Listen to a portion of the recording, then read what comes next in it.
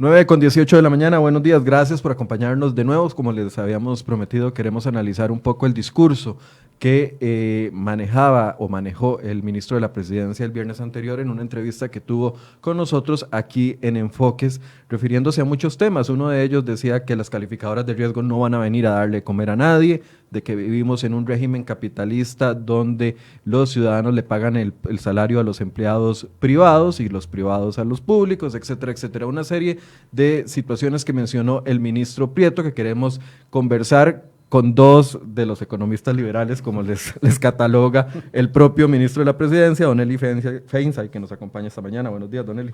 Buenos días, Michael. Buenos días, Juan Carlos. Un placer estar por acá y un placer venir a analizar el discurso del ministro que aparentemente duerme mal pensando en mí. Don Juan Carlos, buenos días, gracias por estar acá. Buenos días, Michael. Nada más aclaro que no soy economista, soy analista de políticas públicas, pero sí, un placer estar acá para hablar de esa entrevista que dio mucho que discutir el viernes, ¿verdad? Quisiera preguntarles primero, porque ambos tuvieron la oportunidad de verla, ¿qué es lo que más le llamó la atención de lo que conversó don Marcelo? No sé cuál quiere comenzar. A mí en realidad, Michael, me llamó la atención absolutamente todo. La cantidad de veces que dijo cosas que si él hubiera tenido un buen coaching de parte de alguien de comunicación, no hubiera dicho, ¿verdad? Porque meten problemas al gobierno. El señor tiene un poco más de un mes de ser ministro, ¿verdad? Y no ha dejado de abrir la boca además y meter en problemas al gobierno. Y tengo que decir, lo que más me sorprendió para mal de tristeza es ver que una persona que llegó a ser rector de una universidad tenga una tan pobre calidad argumental. Sus argumentos son falaces, sus argumentos son incorrectos técnicamente. Nadie tiene que saber de absolutamente todo, pero si usted se mete a hablar de un tema, sepa lo básico para no decir tonteras, ¿verdad? Entonces realmente me sorprendió esa pobreza argumental de parte del ministro, que estoy seguro que durante el programa vamos a exponerla para que la gente entienda a qué exactamente me refiero. Don Juan Carlos. Sí, comparto con Eli de que llama la atención lo irascible que resultó ser el ministro, su poca capacidad argumentativa. Yo tal vez ahí no me extraña de que más bien venga de una universidad pública, puesto que yo pasé por una y eso era la constante con los profesores, por lo menos con los que yo tuve que lidiar en la UNA, pero ciertamente le hizo poco favor al gobierno. Se supone que un ministro de la Presidencia está ahí para apañar problemas, resolver problemas, no para crearlos. Y en este sentido, don Marcelo más bien generó titulares el viernes, y titulares nada favorables para el gobierno, tanto a nivel interno como a nivel externo, porque las calificadoras de crédito, de las cuales, y vamos a hablar sobre eso, de las cuales él se refirió de una manera muy despectiva, toman nota de todas estas situaciones, toman nota de estas declaraciones y eventualmente se sacan el clavo. Yo he seguido este tema por varios años ya y las calificadoras son implacables a la hora de cobrar facturas cuando las autoridades de un país cuestionan sus metodologías, cuestionan sus cálculos, cuestionan sus análisis. Así que estas declaraciones van a tener consecuencias para el país, van a tener consecuencias para la nota de crédito de Costa Rica, que ya de por sí está en cola de venado, y lamentablemente en el gobierno deberían de tener un portavoz oficial que se sepa manejar en estos asuntos y no mandar a una persona que a todas luces, o sea, yo creo que Eli habla de un coaching, a todas luces un intercambio breve con don Marcelo se da cuenta uno que no es la mejor persona, no es el mejor portavoz para representar al gobierno en entrevistas o en declaraciones públicas. Viendo el panorama que tenemos para este año, que estamos hablando de que necesitamos 3.800 millones de dólares de organismos multilaterales, préstamos que, necesitamos es porque lo dice el gobierno, para salir al tablas en lo que resta de este 2020, sabiendo de que estamos en un proceso de stand-by o de negociación de stand-by con el Fondo Monetario Internacional para más de 2.000 millones de dólares en préstamos y sabiendo de que tenemos que financiarnos con deuda interna o deuda externa, colocar bonos, etcétera, etcétera, para poder sacar todos los gastos que tenemos programados para este año, ¿cuál es ese mensaje que está dando el ministro al decir las calificadoras de riesgo no nos vienen a dar de comer, nosotros gobernamos para los costarricenses, pero al mismo tiempo estamos negociando con organismos multilaterales, pero también vamos a ocupar gente que quiere invertir en el país? Sí, bueno, es que la calificación de riesgo, y nuevamente hay 3 grandes calificadoras, Standard & Poor's, Fitch y Moody's. Las calificaciones de riesgo son las que determinan eventualmente lo que es la referencia que utilizan los acreedores para determinar cuán viable es que un país pueda pagar de vuelta sus deudas, sus bonos. Y en este sentido, entonces, a rebajas de calificaciones por parte de estas calificadoras, esto significa que el interés que los acreedores le cobran al gobierno de Costa Rica por sus bonos va a aumentar, lo cual significa entonces que el gobierno va a tener que pagar más en intereses por endeudarse, lo cual significa que el gobierno va a tener menos plata disponible para otras cosas, puesto que tiene que pagar servicio de deuda, ya sea los intereses o el principal, lo cual significa que va a tener menos dinero disponible para educación, menos dinero disponible para seguridad, menos dinero disponible para el otro montón de cosas en las que el gobierno gasta plata. Lo cual significa que eventualmente sí, las calificadoras de riesgo tienen el poder de poder poner a un país en una situación donde la situación económica es bastante precaria y la gente puede entonces pasar necesidades. Entonces, directamente sí, las calificadoras no le dan de comer a nadie, pero sus decisiones tienen un impacto sobre la situación fiscal de un país que eventualmente tiene impacto sobre la situación económica de un país que sí tiene impacto entonces sobre la capacidad de la gente de poder tener una vida plena, y eso es lo que estamos discutiendo acá. Don Eli. Tal vez haría una única pequeña aclaración. No es que las calificadoras de riesgo ponen al país en una cierta situación. El país se pone en una situación que las calificadoras de riesgo analizan y entonces dicen, advierten al mundo, este país no se está tomando en serio el delicado desbalance de sus finanzas públicas, por lo tanto representa un alto riesgo de impago de su deuda, por lo tanto rebajamos la calificación, le ponemos perspectiva negativa. Recordemos que la calificación de deuda tiene dos componentes. Uno es la calificación per se, que nos la rebajaron. Lo otro es la perspectiva. La perspectiva es la valoración que está haciendo la propia calificadora de si el país va para adelante o va para atrás. Si nos ponen una perspectiva positiva es porque dicen, ok, en este momento la situación tal vez está mal, pero el país se está moviendo en la dirección correcta. Si nos ponen una perspectiva neutra, quiere decir que no tienen claridad de hacia dónde va el país. Hay señales de que, por ejemplo, cuando estábamos aprobando reforma fiscal, etcétera, la perspectiva no era negativa o la cambiaron de negativa a neutra o qué sé yo, porque decían, ok, ahí hay una señal de que el país quiere resolver su problema fiscal. Ahora nos la cambiaron a negativa porque a todas luces el país, a pesar de la aprobación de la reforma fiscal, no se ha tomado en serio. Cuando digo el país, en realidad es el gobierno y las autoridades, la Asamblea Legislativa también, ¿verdad? Cuando hablo de gobierno, hablo del gobierno en general. No se ha tomado en serio el tema de la consolidación fiscal. ¿Por qué? Porque aprobamos una reforma fiscal que le permitió al gobierno incrementar su recaudación el año pasado, no recuerdo el porcentaje, 15, 18%, creció la recaudación en un año prácticamente sin inflación, ¿verdad? Y a pesar de eso, cerramos el año con el déficit fiscal más alto de los últimos 38 años, lo cual quiere decir que se disparó el gasto. Se disparó el gasto más allá de lo que el propio gobierno había proyectado, ¿verdad? Entonces, ahí hay una pésima señal. Después viene la Asamblea Legislativa. De la Asamblea Legislativa surge un proyecto para excluir a las municipalidades de la regla fiscal y el gobierno va feliz primero y lo convoca, permite que se vote en la Asamblea Legislativa en sesiones extraordinarias y cuando el ministro de Hacienda le pide al presidente vetar la ley, lo vetan a él, aprueban la ley, firman la ley y echan al ministro, ¿verdad? Entonces, ahora sí está claro, pero clarísimo, que aquí hay una conjunción de fuerzas de la Asamblea Legislativa con el Poder Ejecutivo que no tienen la menor intención de cuidar las finanzas del país y por lo tanto rebaja de calificación y perspectiva negativa simultáneamente. La perspectiva negativa quiere decir que las probabilidades de que la próxima vez que nos pongan una calificación, la probabilidad de que nos rebajen la calificación es muchísimo más alta que la probabilidad de que nos dejen la misma calificación, de hecho prácticamente hay cero probabilidad de que nos mejoren la calificación.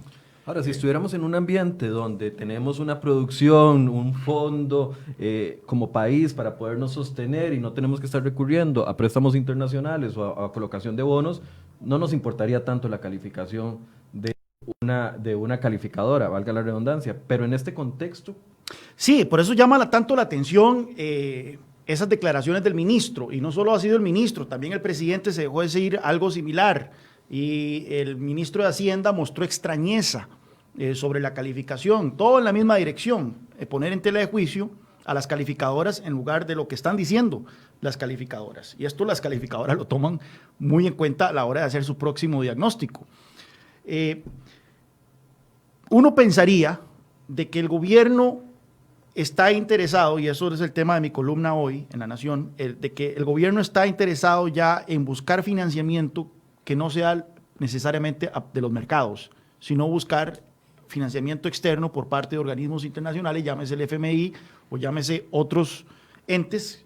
Ya ha estado chupando recursos de ellos, ¿verdad? Ya tenemos un crédito del Banco Mundial, del CAF, hay otros de por medio. 8 créditos por un total de 3.800 millones de dólares, todos de organismos multilaterales o bilaterales, ¿verdad? Sí, uno pensaría entonces ahí las calificaciones de riesgo no pesan. No pesan tanto, o sea, no pesan en lo absoluto. Es una relación bilateral del gobierno costarricense con estos organismos. Los organismos prestan a una tasa de interés sumamente favorable. Y entonces el argumento del gobierno es, bueno, en lugar de estarnos endeudando en dólares, en el mercado externo, en eurodólares, en eurobonos, en el orden del 8 hasta el 9%, porque los intereses se han disparado y es por eso que el gobierno ya no habla de eurobonos. Recordemos que cuando empezó el año, la discusión era, necesitamos que la Asamblea Legislativa nos apruebe el segundo tracto de eurobonos. Esa discusión se esfumó. ¿Por qué? Porque los intereses que paga el país o que pagaría el país por esas colocaciones han aumentado de manera significativa.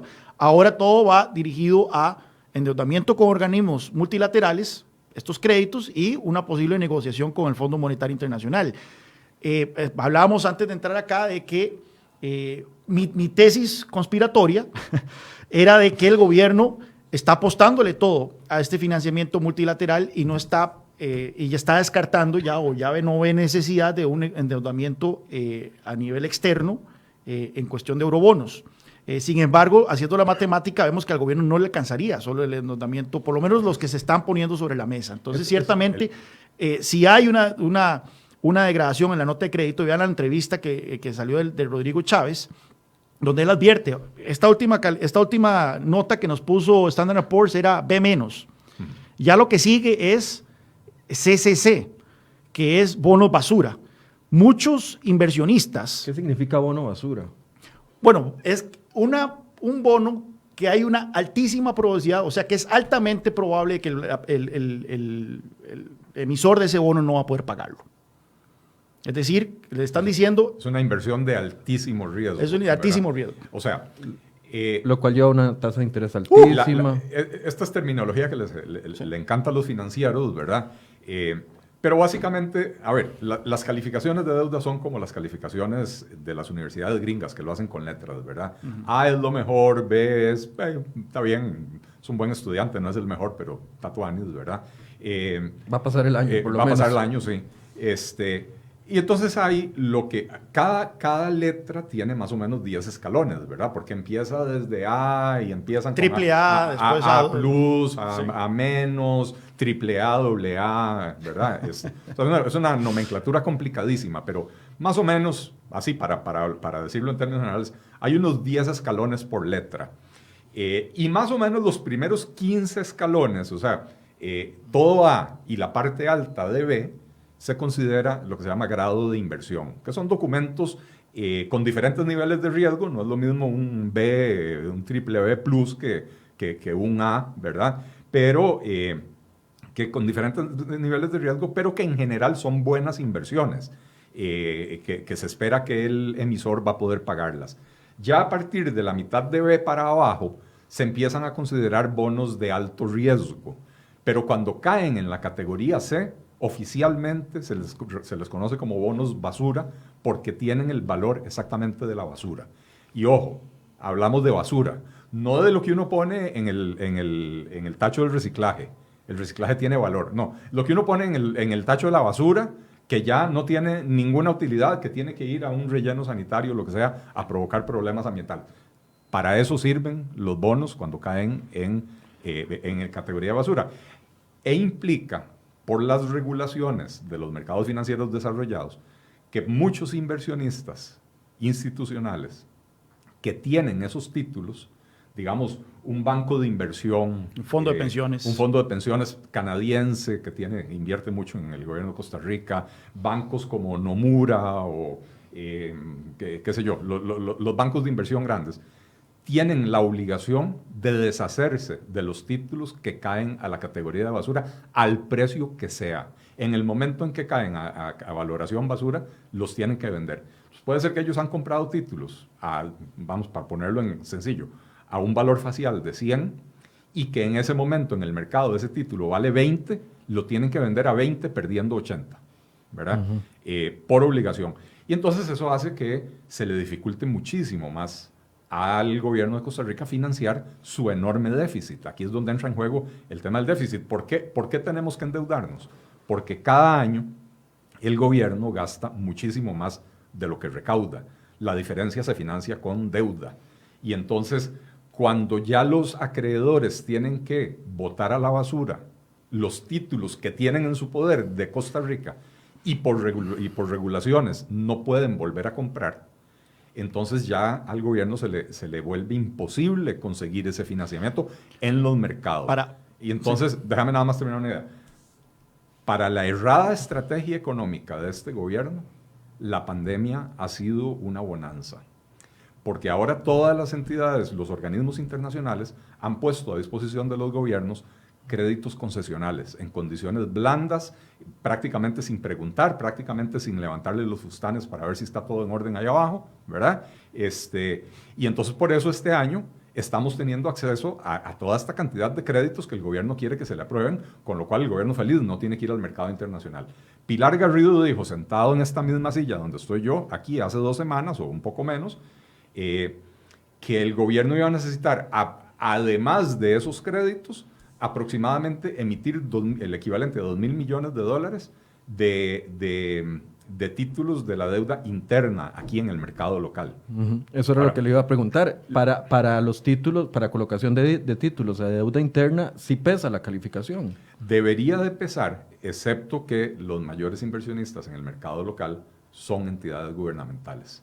Y entonces lo que sucede ahí es que por detrás hay una llamada de teléfono al presidente ejecutivo del INS o al gerente del INS, al del ICE, al de la Caja por el IBM, que es un enorme inversionista, y empiezan las llamadas de teléfono presionando para que compren los títulos que va a emitir el gobierno de Costa Rica, y no nos olvidemos que la Asamblea Legislativa le dio al gobierno el beneficio de que ahora el Banco Central puede comprar esos títulos en el mercado secundario. Sí.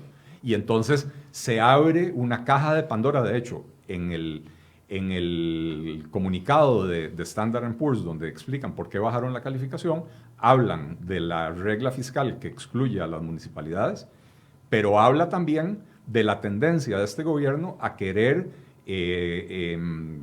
a recostarse, digamos, sobre fuentes de financiamiento no tradicionales, y específicamente mencionan al Banco Central. Aquí me preocupa algo, porque antes de darle la palabra, si se van a colocar $2,000 millones de deuda interna y son del IBM, del régimen de invalidez, vejez y muerte, la Caja del Seguro Social, del INS o de los bancos públicos, estamos hablando de fondos de los costarricenses. O sea, las instituciones van a comprar con fondos de los costarricenses bonos basura porque el gobierno no hace la tarea. Y no solo es el IBM de todo. Recordemos que también los fondos, las operadoras de pensiones complementarias, se les elevó el techo Así es. que pueden invertir sus dineros en bonos de gobierno. Antes era un 50% y se pasó al 80%. Al 80%, si no me si bien recuerdo. Y ya entonces procedieron muy diligentemente a aumentar su exposición con bonos de gobierno. Pero lo que menciona Eli es fundamental. Recordemos el golazo olímpico, ese como el que Ibrahimovic metió contra Inglaterra y chilena de media cancha, que nos metieron con el tema del proyecto para permitir que la gente sacara su fondo de capitalización laboral, lo cual era positivo. Pero dentro de ese proyecto se metió una reforma permanente, y recordemos que muchas de las leyes que se han aprobado hasta ahora para el tema de la pandemia y la emergencia son temporales, mientras dure la emergencia nacional. En este caso se metió un articulito con un cambio permanente que autoriza al Banco Central a comprar estos bonos de gobierno, no directamente, pero de manera indirecta. Y dijeron, bueno, esto lo está haciendo el Banco Central Europeo, lo está haciendo la Fed, lo está haciendo el Banco de Inglaterra. ¿Por qué? ¿Qué es el problema con que lo hagamos acá, en Costa Rica? Pero ya mencionó Eli, en esta economía, los grandes tenedores de bonos son instituciones del Estado. La Caja, el INS, cualquiera puede tener. Además de que no es lo mismo comprar para un banco central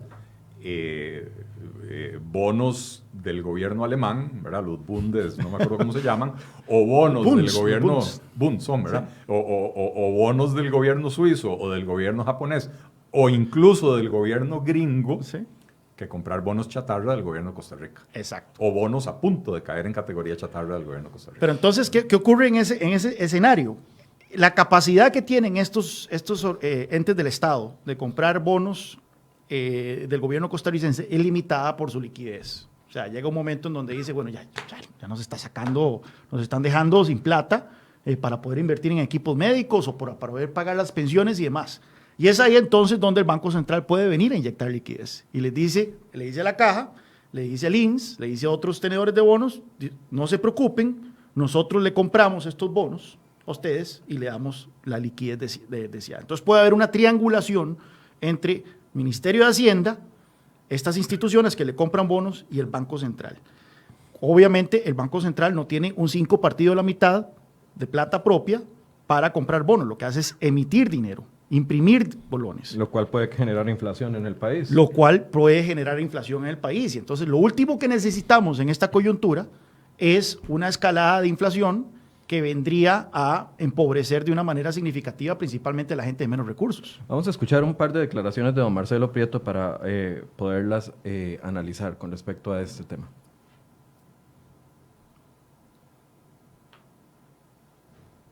Sí le damos importancia a lo que dicen las calificadoras, pero tenemos que gobernar para el pueblo costarricense y para atender las necesidades del pueblo costarricense. Las calificadoras no le van a venir a dar de comer aquí a nadie. Hay un montón de personas que no están dentro del sector público pagando el precio que está pagando el resto del país en tema de la pandemia. Y hay un montón de gente de sectores que están fuera del sector público que tampoco lo están pagando. Aquí no se trata de eso.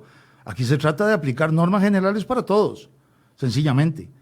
Sí, pero el sector público no le paga el salario al sector privado. El sector privado sí le paga el salario al sector público. Y los costarricenses le pagan el salario al sector privado a través de los precios. Vivimos en un régimen capitalista donde los costos de producción de una empresa se trasladan en precios.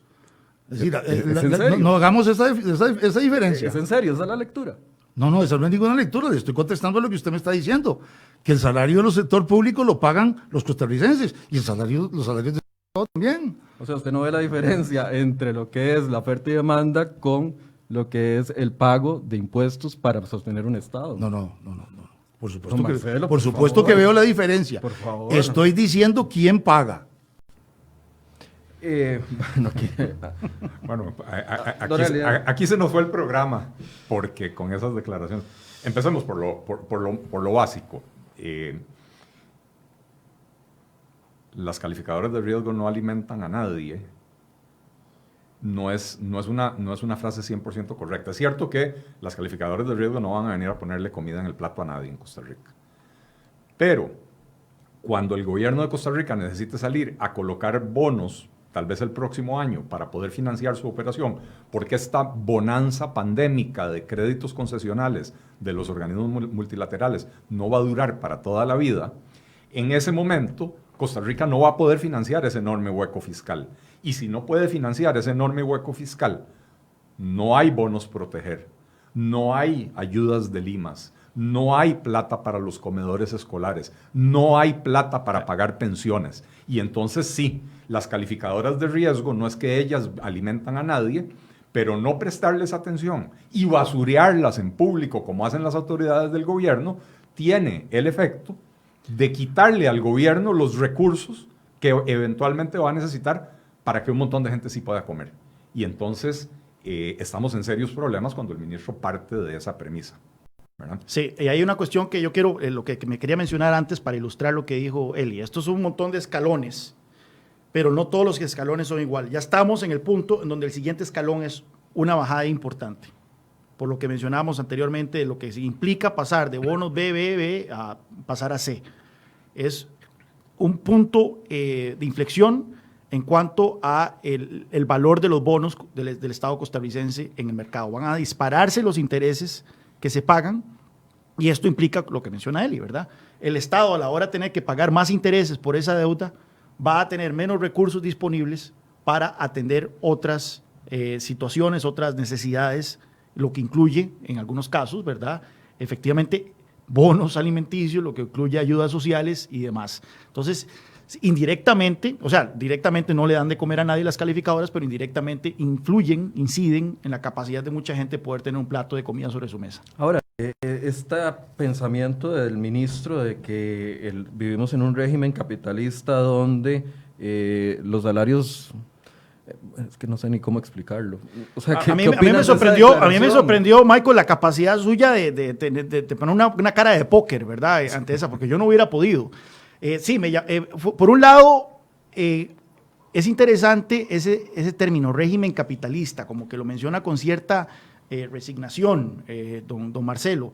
Y es que hay que entender de dónde viene don Marcelo. Don Marcelo viene de una izquierda bastante rancia, con una fuerte componente académico universitario.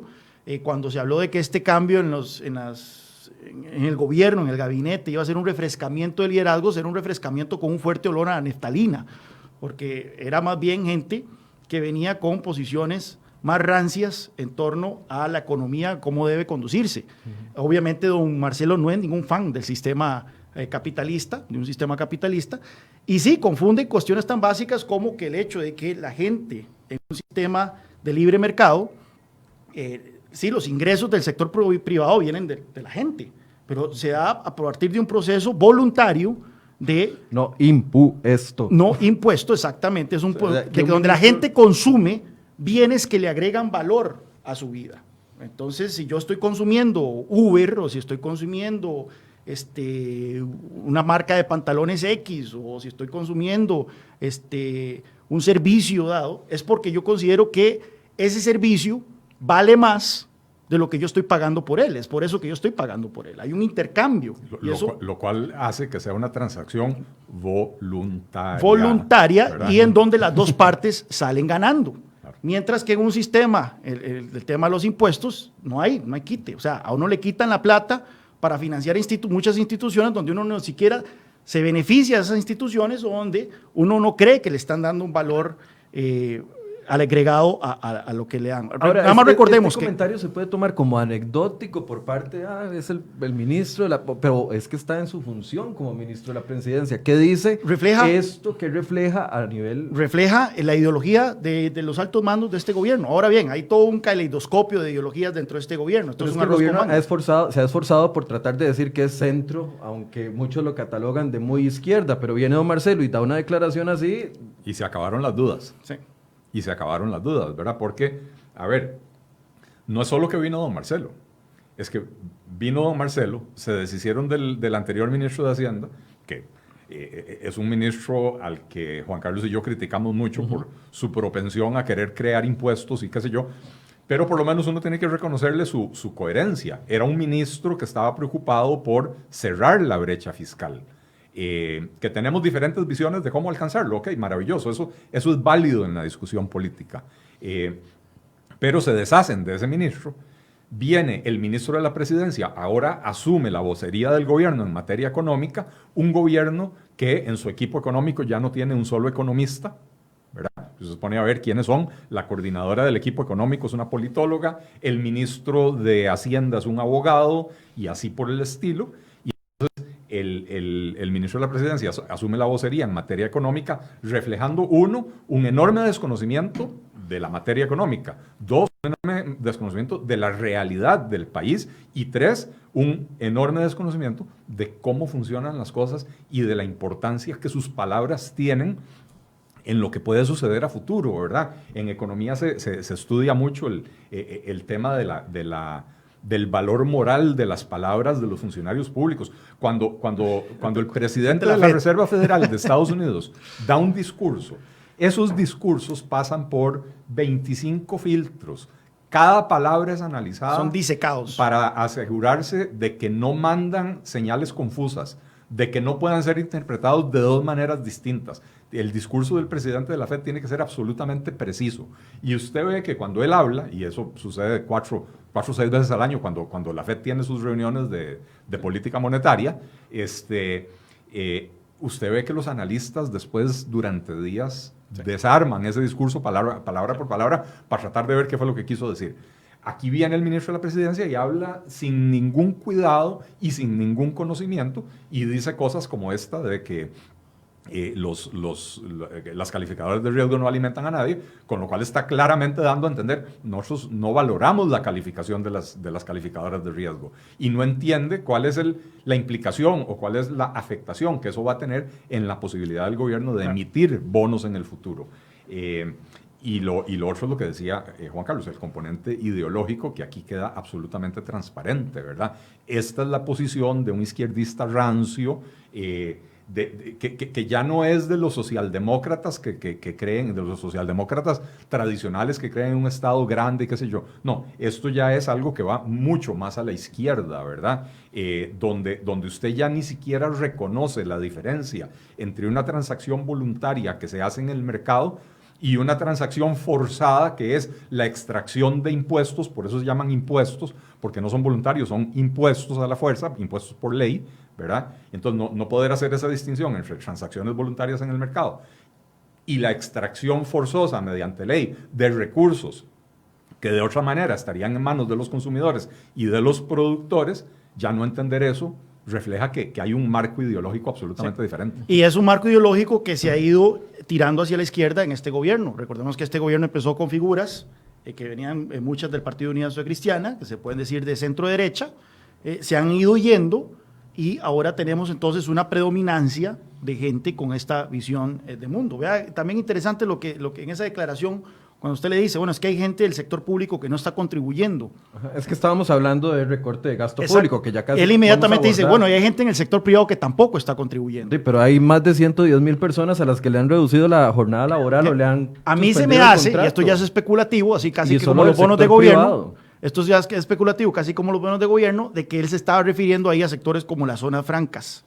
Porque sabemos también que en esa línea de pensamiento es gente que le incomoda muchísimo las exenciones tributarias que tienen las zonas francas y que creen que las zonas francas tarde o temprano tienen que pagar más impuestos, y recordemos que ya no están exentas del todo. Las zonas francas a partir del 2010 empezaron a pagar impuestos de una manera escalonada, pero hay gente que cree que es una piedra en el zapato para ellos. Creen que eventualmente las zonas francas tienen que tributar igual que cualquier otra empresa en este país, lo cual significaría el beso de muerte para ese régimen.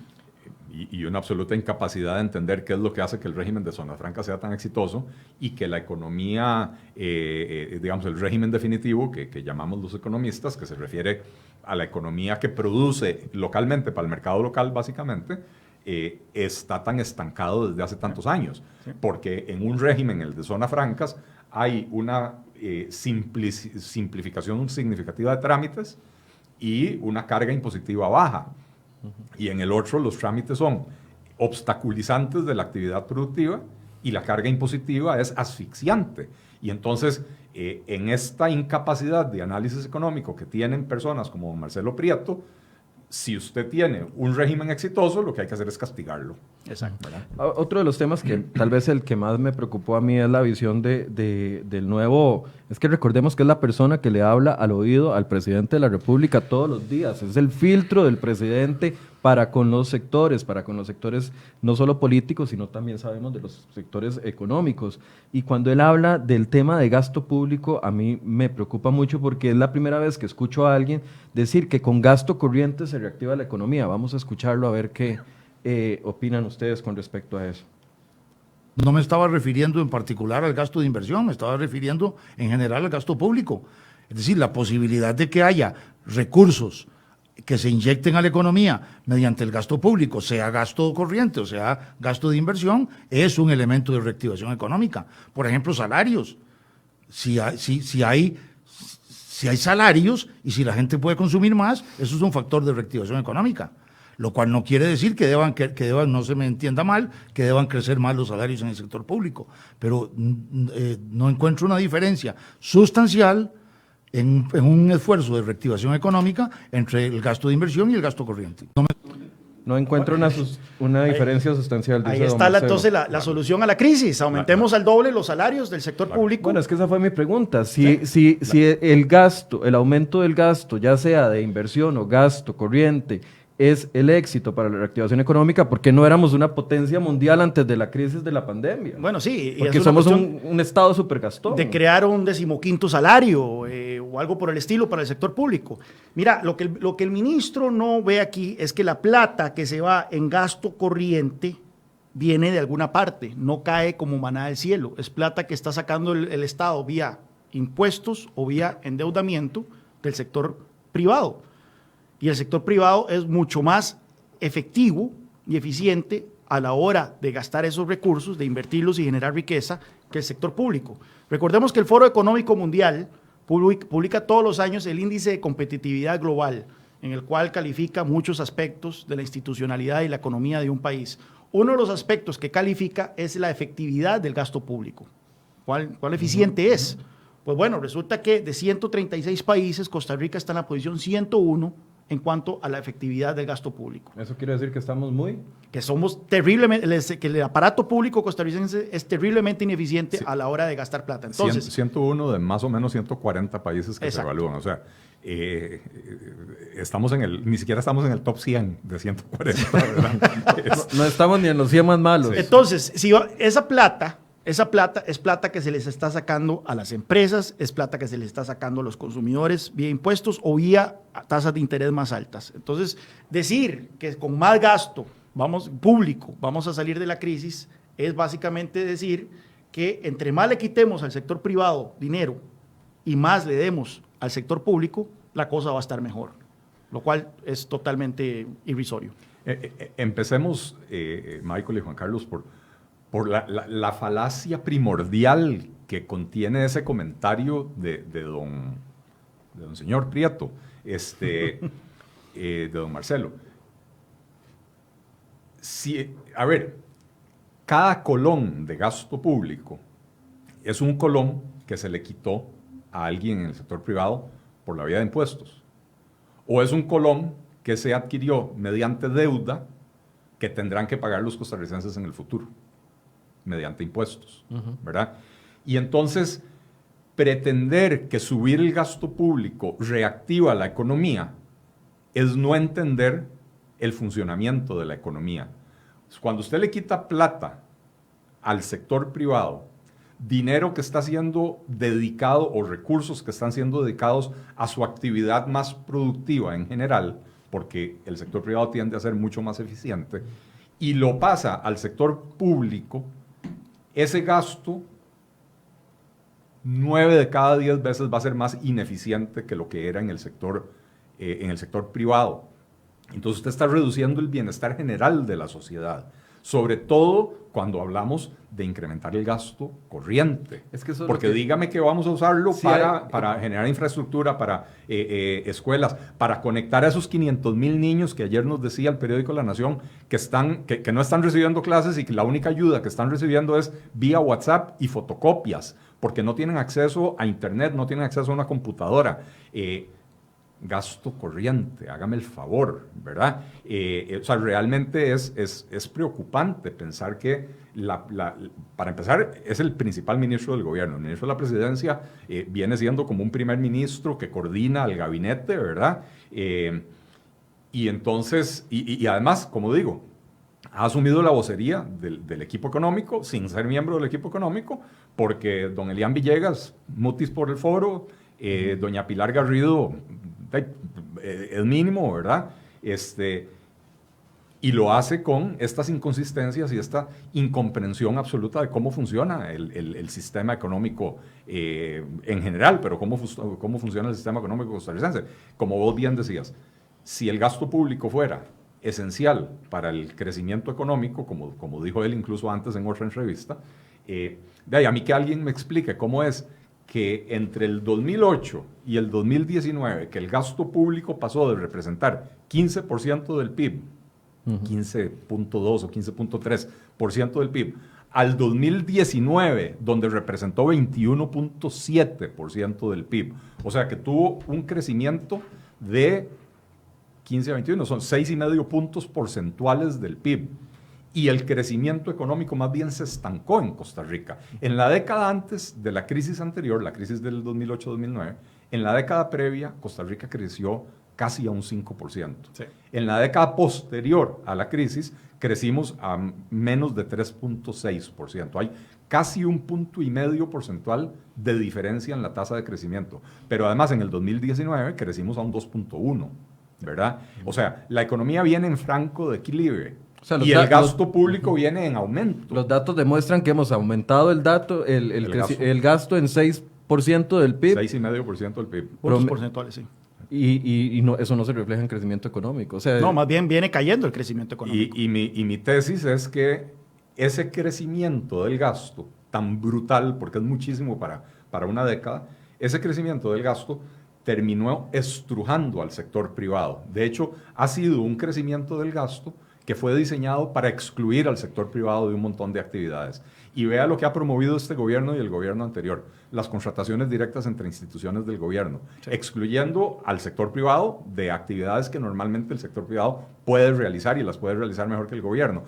No solo eso, evitando los procesos licitatorios que están diseñados para transparentar la contratación pública y además están diseñados para, por medio de la competencia entre oferentes, buscar el mejor precio posible. Cuando usted hace una contratación directa, se terminó la transparencia, no hay transparencia y no hay verificación de precios para saber que está contratando al mejor precio posible, ¿verdad? Entonces, es un crecimiento del gasto que ha excluido, ha estrujado al sector privado, dejándolo cada vez en un nicho más reducido, y por eso es que la economía costarricense no crece. Esta ignorancia del ministro de la Presidencia será por su formación, por los cargos que ha ocupado en los últimos años, donde ha estado acostumbrado a ser rector universitario, más en la administración pasada, donde los rectores universitarios prácticamente controlaban al país a través de Alberto Salón y otros íntimos amigos del presidente Solís. Tiene que ver con esa formación de ir y sentarse cada año y decir, queremos aumento para el gasto del FES y punto. No hay que darle explicaciones a nadie. ¿Será eso? Sí, y bueno, no hace falta entrar en detalle sobre la carrera del ministro Marcelo Pietro. Viene efectivamente con antecedentes de las universidades estatales, fue diputado del PLN, muy joven, por cierto, pero viene de ese sector más estatista, más de izquierda del PLN. Aquí la pregunta es exactamente por qué el presidente lo nombra en un momento tan delicado de su presidencia. No solo en un momento de emergencia nacional por cuestión de la pandemia, sino recordemos que justo antes de la pandemia el presidente estaba enfrentando su mayor tormenta política con el tema del PAD, que fue la razón por la cual se fue don Víctor Morales, que fue la razón por la cual se le encomendó a Rodolfo Méndez Mata hacer un diagnóstico, un análisis de cómo reparar el funcionamiento de Casa Presidencial. Que al final fue secreto, porque no nos pudimos dar cuenta de cuál era el análisis de don Rodolfo. Hasta este momento no se sabe si ya se hizo, si ya existe o no se hizo, etcétera. Uno pensaba que en una coyuntura tan complicada, don Carlos Alvarado iba a recurrir a una figura de peso, iba a recurrir a una figura que le diera tranquilidad a los distintos actores de la sociedad civil, principalmente el sector empresarial. Y hemos visto que este gobierno ha contado con la suerte de que mucha gente que no necesariamente es del partido de gobierno ha estado con la voluntad de servir en el gabinete, pero vemos que no, salió una figura que muchos desconocíamos y que sí, viene de un sector muy particular del espectro ideológico, que más bien envió el mensaje inicial de que el gobierno está moviéndose hacia la izquierda, moviendo sus raíces rancias de socialdemócratas estatistas. Eso en una primera impresión, y luego cuando ya el ministro empezó a hablar y empezó a dar declaraciones, confirmó lo que se había visto inicialmente con este nombramiento. Entonces la pregunta es, ¿cuál fue exactamente la razón por la cual el presidente recurrió a una figura que está probando ser polémica, una figura que está haciendo todo lo contrario a lo que se necesitaba, justo en un momento en que el país más bien requería de confianza, requería de un operador político ágil y con colmillo en casa presidencial? Y que contribuyera a proyectar confianza, mesura, que es todo lo contrario de lo que ha hecho el señor ministro. Porque yo veo que muchas veces, Michael, los análisis que se hacen sobre lo que ocurre en el gobierno se centran mucho en las figuras del gabinete, en los ministros. Entonces vemos críticas a lo que dijo o hizo un ministro particular, sea el ministro de la Presidencia, lo que hizo doña Pilar Garrido, etcétera. Pero casi siempre se absuelve de ese análisis a la figura del presidente.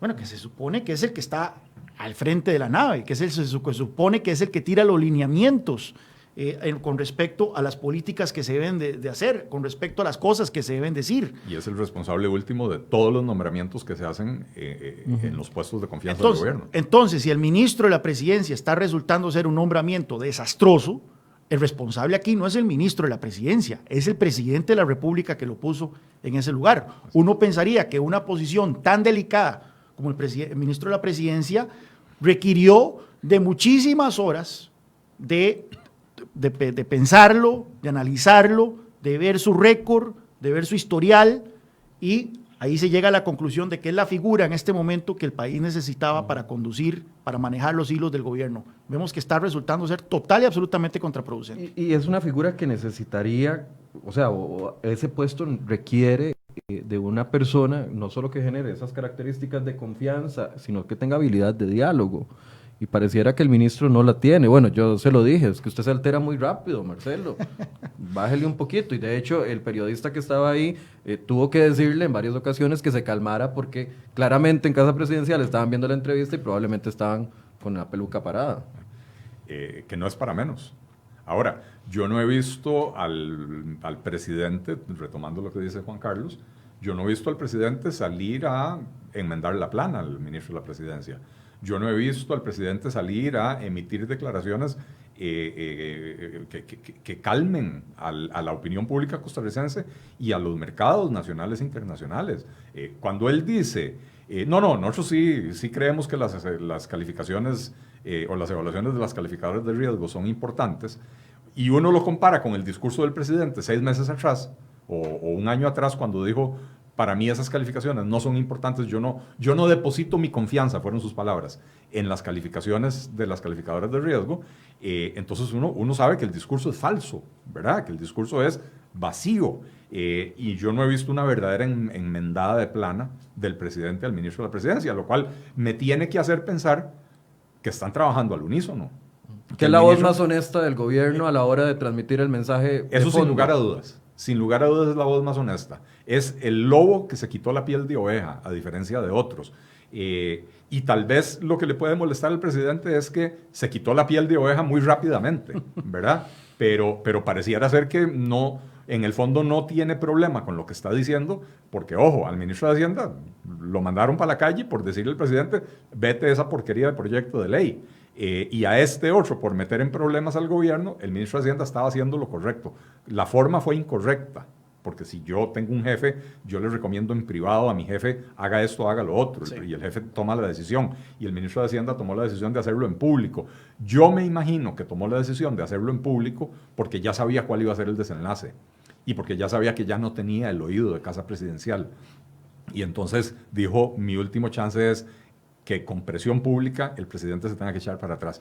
Pero en todo caso, el ministro estaba haciendo lo correcto, aunque la forma haya sido incorrecta. Yo creo que ahora tiene un ministro de la presidencia que se está paseando en todo y no hay una sola enmienda. Hay una dinámica ahí, yo creo, de policía bueno, policía malo, ¿verdad? Y el presidente siempre trata de jugar de policía bueno, mientras sus ministros hacen la labor del policía malo. Me recuerda otro ejemplo, que fue el ministro de Agricultura. Recordemos esa declaración en su Facebook y en el Facebook institucional del MAC, donde el ministro de Agricultura la emprende contra el modelo de apertura comercial que ha implementado el país desde finales de los años 80, criticando los tratados de libre comercio y demás.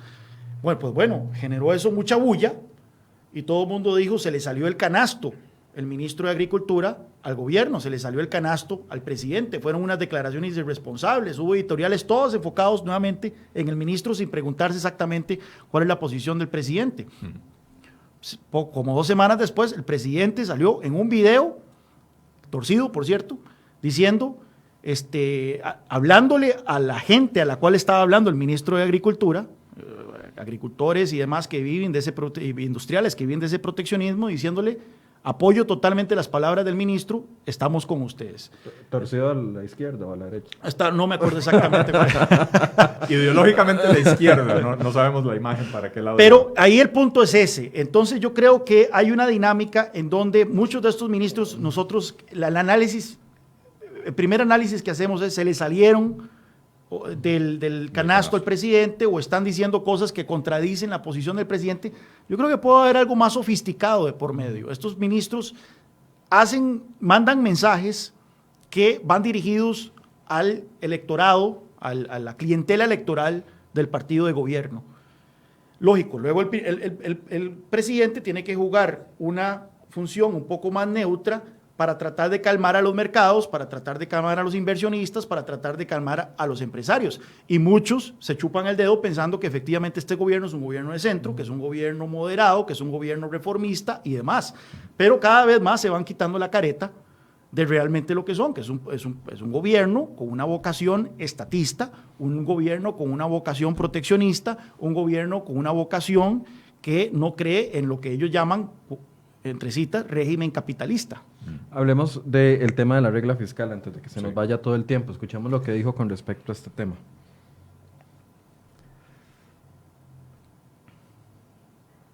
El gobierno lo que está haciendo es sencillamente contribuyendo a que se libere el funcionamiento financiero de las municipalidades, lo cual no implica más cargas, lo cual no implica endeudamiento de las municipalidades, como usted lo está diciendo. Esa es una afirmación incorrecta. No implica nada de eso, sino que implica que las municipalidades, de los recursos disponibles que ya tienen, puedan emplearlos en unas cosas y en otras, y no solo en unas. Eso es lo que determina eso. No es así. Claro que sí. Usted sabe que la municipalidad mañana se puede ir a endeudar. Eso lo puede hacer con regla fiscal o sin regla fiscal. No, si estuviera cubierta completamente su presupuesto por regla fiscal no podría hacerlo. No, está totalmente equivocado usted. La regla fiscal no limita el endeudamiento. Vea que no estoy equivocado, don Marcelo, que nos bajaron la calificación de riesgo por eso. ¿Qué va a suceder? La regla fiscal, como usted bien lo sabe, se reduce sencillamente a que las instituciones públicas están obligadas a invertir una parte de su presupuesto en inversión y en gastos de capital. Eso es a todo lo que se reduce la regla fiscal. La regla fiscal no habla de límites presupuestarios, no habla de nivel de endeudamiento, nada más se reduce a que las instituciones públicas deben invertir necesariamente un porcentaje determinado en gastos de capital, es decir, en inversión y no en gasto corriente. Liberar a las municipalidades de la regla fiscal lo único que significa es que pueden invertir en otras cosas y gastar su presupuesto, el que ya tienen, sin endeudamiento. Eso el que ya tienen es completamente falso. No, señor. Cada vez que hablamos de la regla fiscal y yo me salgo trasquilado porque me critican mucho, pero los dejo hablar de la regla fiscal. Michael, yo empiezo por hacer una confesión. Yo todo lo que sé de universos paralelos lo aprendí viendo The Big Bang Theory. Una vez traté de leer un libro de Stephen Hawking, francamente no pude terminarlo, ¿verdad? No es mi área. Pero definitivamente este señor vive en un universo paralelo. en un universo paralelo en el que la reforma fiscal de diciembre del 2018 dice otra cosa de lo que dice la reforma fiscal que se aprobó en Costa Rica. Ese señor, ministro de la Presidencia, vocero del gobierno y vocero ahora económico del gobierno, no se ha leído la regla fiscal. No tiene la mínima idea de qué dice la ley con respecto a la regla fiscal. Él dice que la regla fiscal se reduce, lo dijo varias veces, que se reduce a que el gobierno no tenga que gastar solo en gasto corriente, sino que tenga que destinar una parte de sus recursos a inversión. Eso no tiene nada que ver con lo que dice la regla fiscal. Además, ¿quién es el ministro de la Presidencia para garantizar de que no va a haber más endeudamiento por parte de las municipalidades? Vamos por partes. Primero establezcamos que el señor no sabe lo que dice la regla fiscal. Después hablamos de esa otra parte que es importantísima, que vos se la sacaste y el hombre se quedó patinando. Pero establezcamos que el señor no sabe de qué dice la regla fiscal. La regla fiscal, en términos lo más sencillos posibles para la comprensión del público, lo que dice es que dependiendo del nivel de endeudamiento del gobierno, el gasto del gobierno podrá crecer cada vez en un porcentaje menor. O sea, entre más endeudado el gobierno, se le permite crecer el gasto en un menor porcentaje. Y tiene ciertos límites y umbrales, ¿verdad? Cuando se supera el umbral del 60% de endeudamiento del gobierno con respecto al PIB, y ese umbral se superó este año, 2020, cuando se supera ese umbral, la regla establece que el gasto corriente y el gasto de inversión, ambos van a estar limitados en su porcentaje de crecimiento. Antes de llegar al umbral del 60%, solo el gasto corriente estaba limitado. O sea, el gasto de capital o la inversión podía crecer sin los límites de la regla fiscal mientras el umbral no hubiera sido superado. Pero ahora, a partir del próximo año, porque este año se superó, en teoría la regla fiscal establece que el límite al crecimiento se le aplica tanto al gasto corriente como al gasto de capital. No hay nada en la regla fiscal que diga que la regla está diseñada para que el gobierno tenga que invertir una parte en inversión, en gasto de capital y no todo en gasto corriente. Eso no lo dice la regla fiscal. El señor no sabe de lo que está hablando. Ahora vamos al segundo tema, que me parece que es importantísimo. Vos le mencionaste al ministro la posibilidad de que las municipalidades se endeuden. Y él dijo, no, eso no tiene nada que ver con la regla fiscal. Otra vez, el señor no entiende la regla fiscal. Si el crecimiento del gasto municipal está limitado por la regla fiscal, entonces el déficit de las municipalidades sería menor o tal vez sería inexistente, en cuyo caso no habría que endeudarse. Cuando uno libera a las municipalidades de la regla fiscal, quiere decir que pueden hacer crecer su gasto hasta 90.000 millones de colones al año. En un contexto en el que sus ingresos están cayendo. ¿Por qué? Porque las patentes dependen del nivel de actividad económica. Entre más negocios cierran, menos negocios hay pagando patente.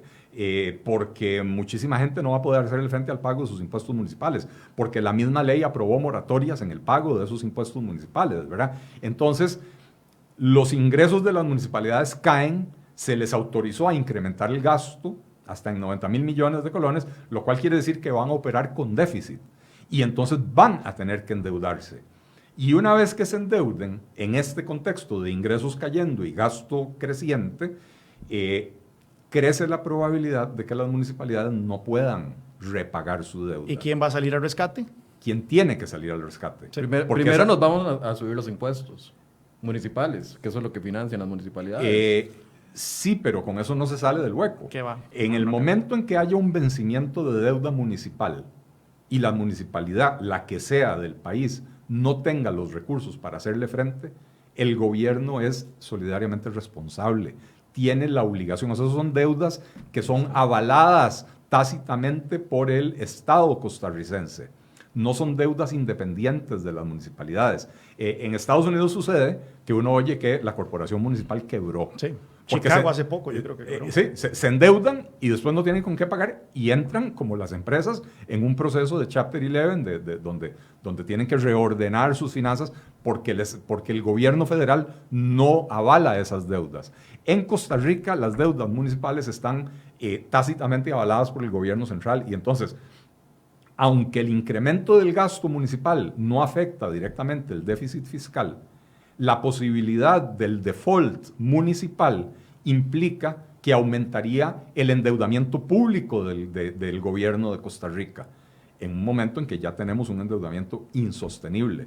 Entonces, no solo que el señor Prieto no sabe de qué va la regla fiscal, sino que yo creo que estuvo adrede intentando engañar a la opinión pública con ese comentario. No es por nada que la Contraloría General de la República, el Banco Central de Costa Rica, bueno, y el antiguo ministro de Hacienda salieron vehementemente, no fue con palabras menores, que salieron vehementemente a pedir que ese proyecto no se aprobara y que se vetara ya una vez que fue aprobado por el presidente. Y claramente, recordemos que cuando se aprueba la reforma fiscal, según palabras mismas del Banco Central de Costa Rica, un gran porcentaje de la consolidación fiscal esperada venía de la aplicación, abro entre comillas, estricta de la regla fiscal. Entonces, todos los ojos están sobre la regla fiscal y su cumplimiento. Cualquier cosa que signifique aflojar la regla fiscal va a encender las alarmas a observadores internos y externos de que ese compromiso con la consolidación fiscal no existe. Y por eso entonces los expertos técnicos dentro del Banco Central de Costa Rica, dentro del Ministerio de Hacienda, dijeron, esto si lo hacemos va a tener consecuencias. Y aún así el presidente, bueno, los diputados obviamente de manera irresponsable, pero el presidente pudiendo vetar esa ley, no lo hizo.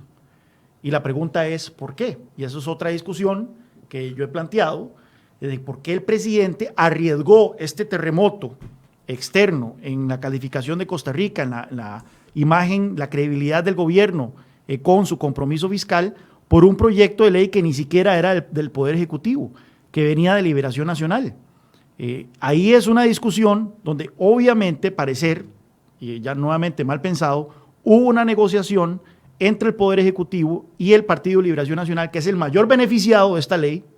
No es el oficialismo, es el Partido de Liberación Nacional. Claro. Recordemos que más de 50 municipalidades están en manos de ese partido. Y menos de 10 en manos del PAC. Y menos de 5 en manos del PAC. Entonces, ¿por qué el gobierno iba a arriesgar este terremoto en cuanto a su credibilidad con el compromiso fiscal, de perder nota de crédito, etcétera, por un proyecto que ni siquiera era propio? A mí se me hace que hubo una negociación. Ahí me llama la atención porque él mismo, bueno, vemos la vehemencia con la que se refiere don Marcelo Prieto y trata de descalificar a las calificadoras otra vez por haber rebajado la nota con ese, que es uno de varios argumentos, pero ahora teníamos a Carlos Ricardo Benavides y mantiene ahí sí se acerca a Marcelo Prieto, mantiene la misma posición de que la regla fiscal no tuvo que haber afectado la calificación, el levantamiento de la regla fiscal de las municipalidades. Claro, porque nuevamente ellos Liberación Nacional, son los grandes beneficiarios de esta ley.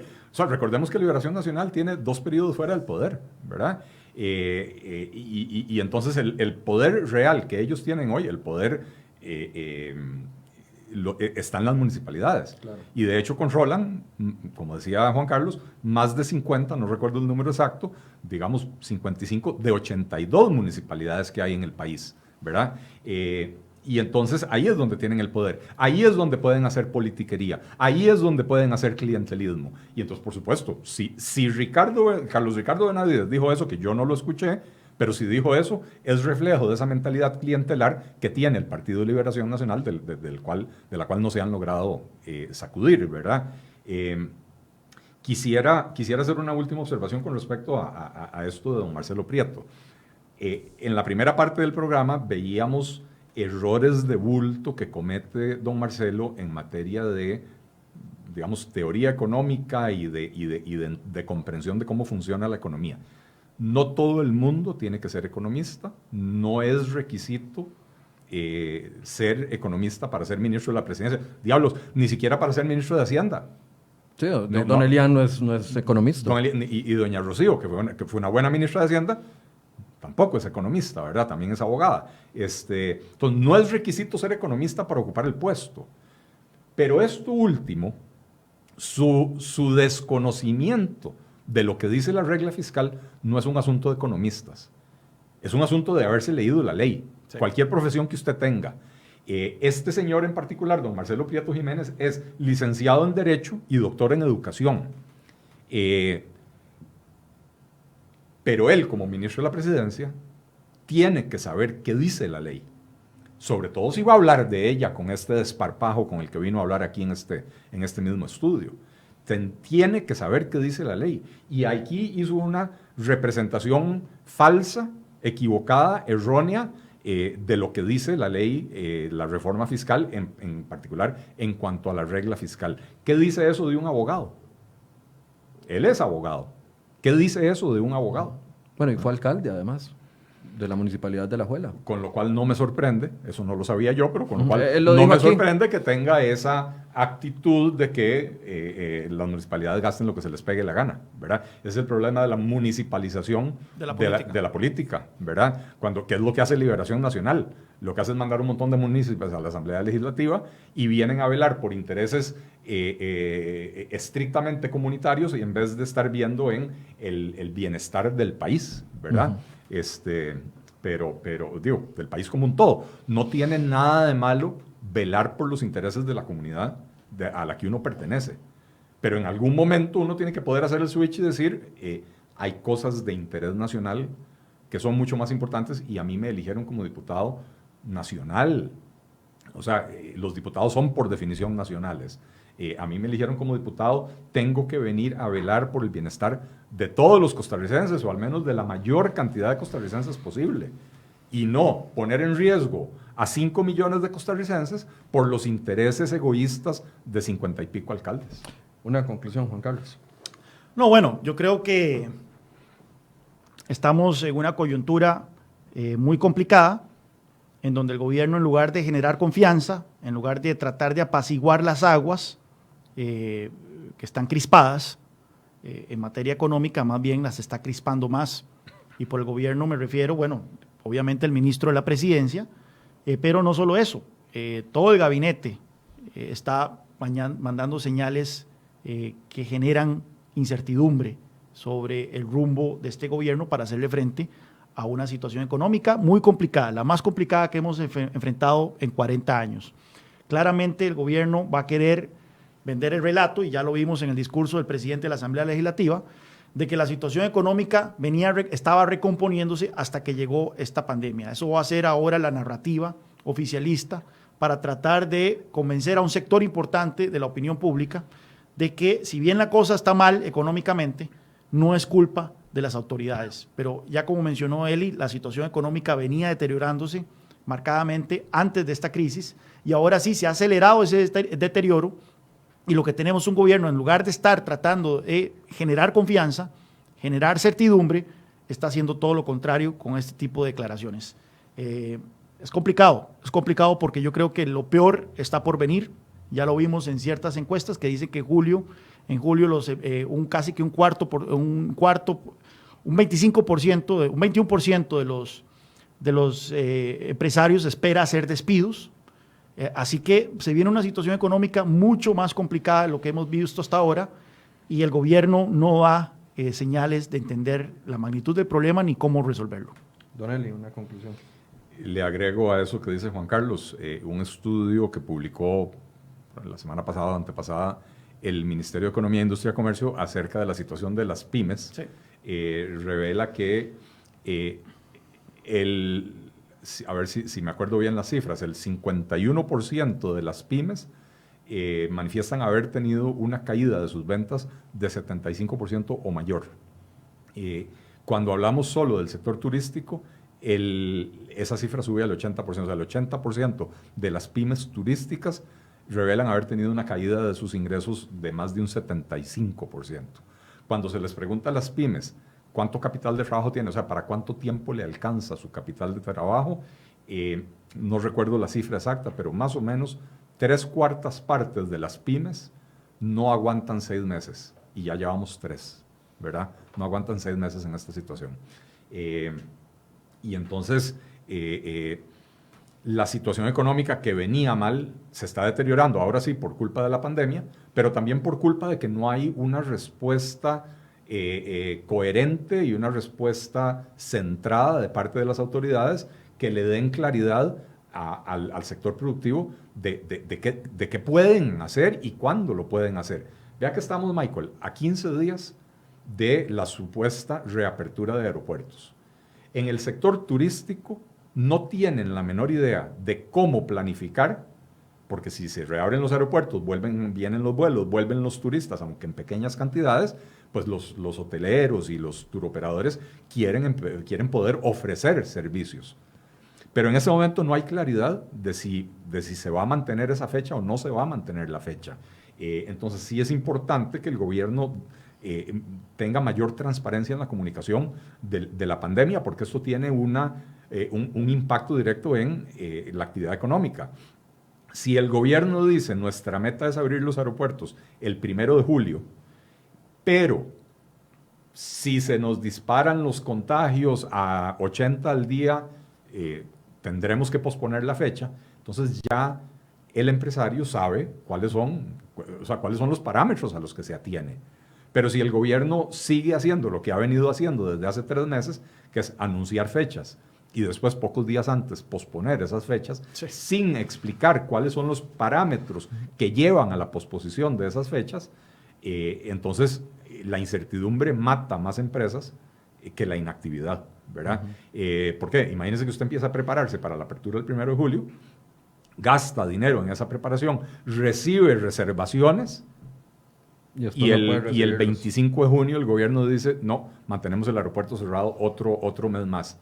Y entonces usted tiene que devolver plata, pero ya pagó comisiones de tarjeta de crédito, ya el gobierno le retuvo, cuando usted recibió las reservaciones por tarjeta de crédito, ya le retuvo el 2 o 3%, no sé cuántos que le retienen para, digamos, como prepago de impuestos, ¿verdad? Y entonces ya le provocó un hueco en su flujo de caja que lo puede llevar a quebrar, más que la inactividad, ¿verdad? Entonces, me parece que si bien el manejo sanitario ha sido sensato, el manejo económico ha ido de mal en peor.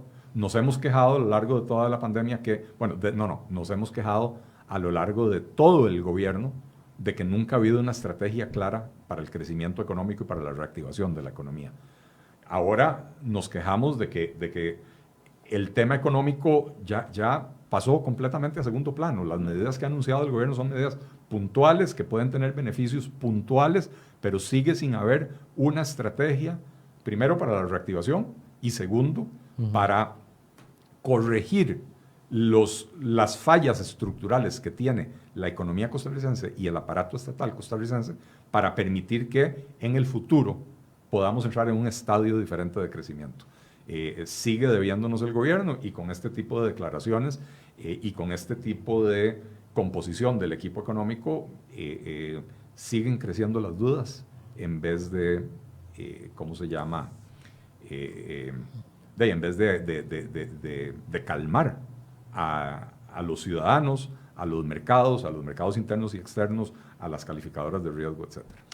Bien, muchas gracias a Juan Carlos Hidalgo y también a Don Eli Feinsay por habernos ayudado a entender el fondo económico de las declaraciones del ministro de la Presidencia. Nos falta un enfoque, el enfoque político. Bueno, ese lo vamos a abordar mañana. Van a estar acá los diputados de oposición o representantes de las diferentes bancadas hablando de su relación con el ministro de la Presidencia, lo que esperan y lo que ven hasta el momento. Así que los invito a conectarse a partir de las 8 de la mañana. Muchas gracias a ambos y gracias a ustedes por su compañía. Buenos días.